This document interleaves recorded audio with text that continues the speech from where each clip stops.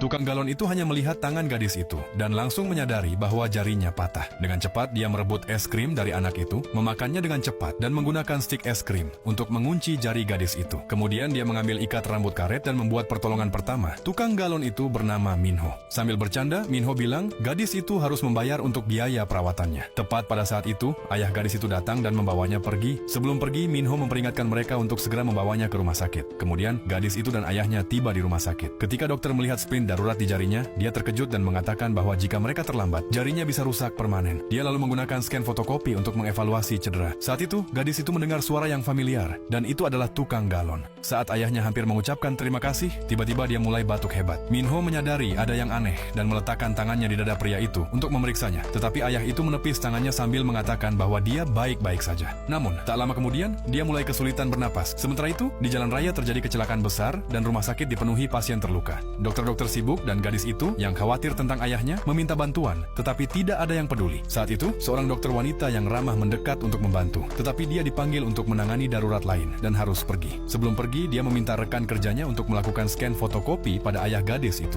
Minho yang khawatir mengikutinya. Di dalam lift, ayah gadis itu pingsan. Minho dan dokter segera membawanya keluar dan membaringkannya di lantai. Saat dokter berlari untuk mengambil alat, Minho meletakkan tangannya di dada pria itu, dan dalam pikirannya dia melihat gambar 3 dimensi dari hatinya. Dia menyadari bahwa jantungnya telah berhenti berdetak. Dokter hampir saja memasang selang pernapasan dan menghubungkannya ke ventilator. Tetapi Minho bersikeras agar dia memeriksa jantungnya terlebih dahulu. Dokter mengabaikannya. Jadi, Minho mencabut ventilator dengan paksa dan mendesak agar dia memeriksa jantungnya. Dengan enggan, dokter melakukan pemeriksaan dan mengonfirmasi bahwa jantungnya telah berhenti berdetak. Minho segera meminta defibrilator. Setelah beberapa saat, lama, jantung ayah gadis itu mulai berdetak lagi, tetapi sekarang dia membutuhkan operasi darurat. Segala sesuatunya sudah siap untuk operasi. Namun, karena kecelakaan, tidak ada dokter bedah yang tersedia. Perawat ruang operasi memperingatkan bahwa jika tidak segera dioperasi, ayah gadis itu tidak akan selamat. Mata gadis itu dipenuhi air mata pulsa. Dia tahu hanya Minho yang bisa menyelamatkan ayahnya.